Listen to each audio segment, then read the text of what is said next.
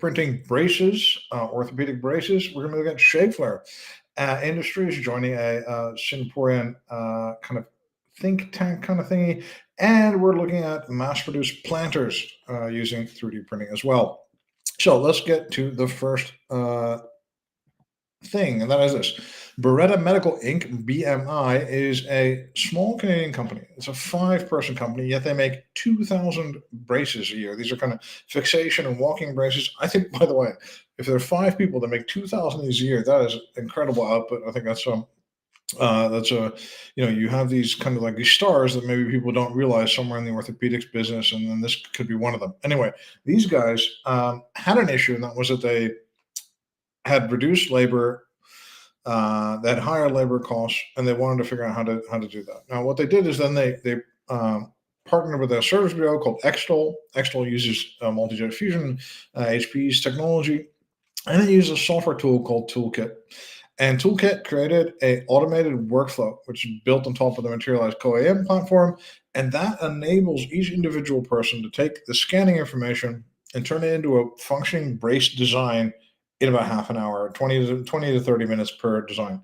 And it's that automated workflow that is really key to reducing these costs, of course, because on the one hand, yes, it's nice to print that unique geometry using MJF. That's wonderful. But if you have to spend 2 or 3 hours in software trying to knit it all together and design everything, that, of course, isn't going to work. It isn't going to scale, especially not for such a small business. They also additionally have about a 5 to 10% cost savings. And I just love this. We do think a lot in terms of really big businesses, but this is a relatively small business in terms of the total number of employees.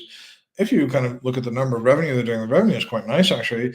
But I love the fact that a small business can digitize its entire supply chain, the software, and the production of the braces, and do this quite well with existing software tools. I like the opportunity for small to medium businesses to really accelerate and their own growth through 3D printing. I love braces as an application. Braces, post-operative fixture, athletic braces, unique braces for people that have particular surgeries are going to go into them. I love this application so much. So can't wait to see more and more like this. The next thing is Schaeffler. Schaeffler has joined the Advanced Remanufacturing Technology Center, the ARTC. That's a part of A-STARS, which is the Agency for Science, Technology, and Research in Singapore. It is becoming a Tier 1 member, which shows it's more serious about additive than it used to be. And more serious about research in Singapore. I think that's a great development. And I hope that this has something to do with their multi-material technology. Now, first off, Schaeffler is an immense company. It's you may not have heard about it. It's not a company that everyone knows. They own Continental Tire, though. You've probably heard of them. It's a 120,000 employee company, 25 billion in revenue. They do a ton of like automotive and components, but a bunch of other stuff as well.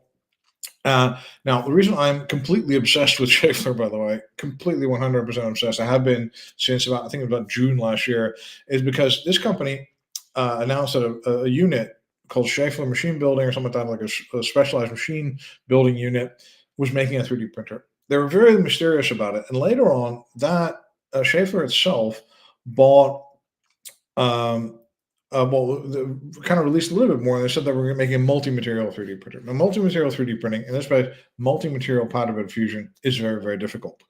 The idea, though, of making gradient parts, right? So parts that have different properties across the part, so more or less magnetic, more porous, stronger, in different zones, or parts that mix different materials in it is very, very difficult. It's very difficult to design for this kind of stuff. It's very difficult to find applications that work cost effectively.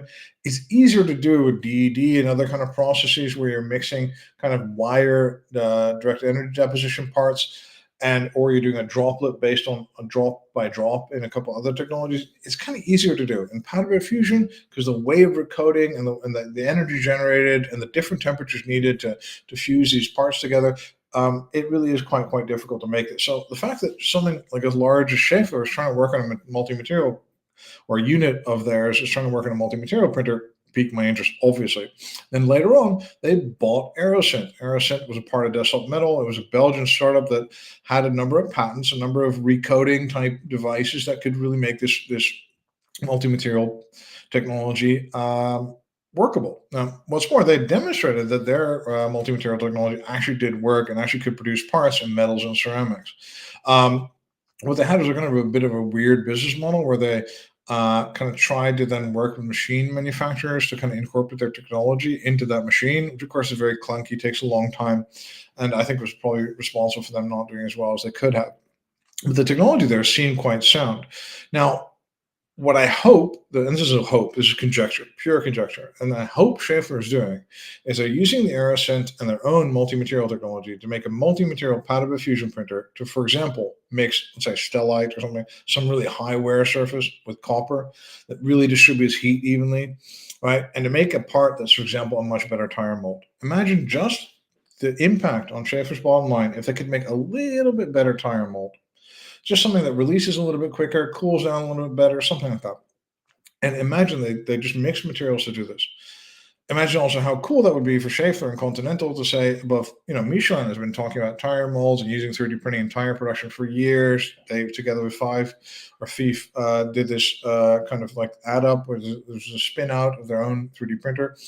Imagine Schaeffler now all of a sudden develops a multi-material machine that used next generation kind of multi-material technology to make a better tire mold.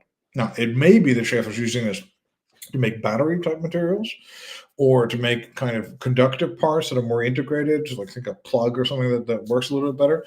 I'm super excited about this. This is the thing I'm obsessed with the most in 3D printing at the moment, just what this giant company is doing in developing multi-material. And if we're going to see a real case for multi-material printing, normally what happens, somebody invents a machine and it takes us 10 years to figure out what to do with it.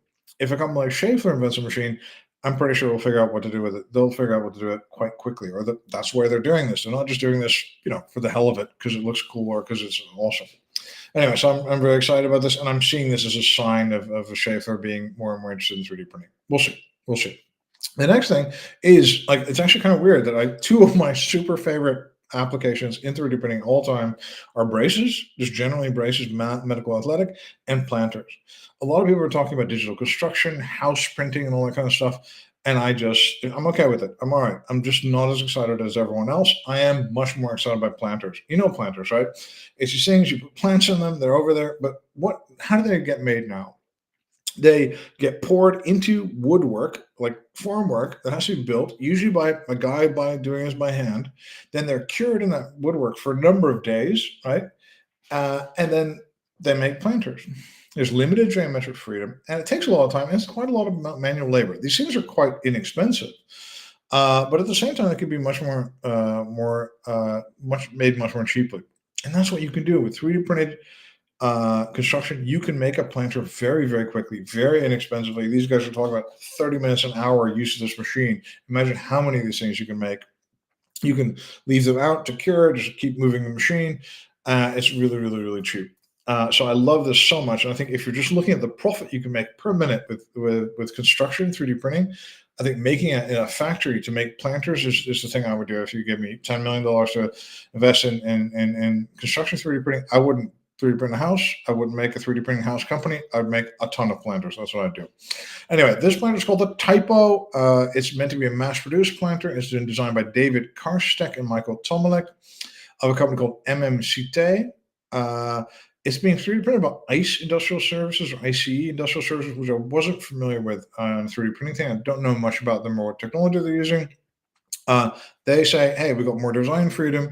We have less lead time, less cost. We can do these things faster. And I think this is a huge unaddressed application. I think more people need to look at it. Anyway, my name is Joris Peels. This is 3D Printing News on Peel. You have a great day.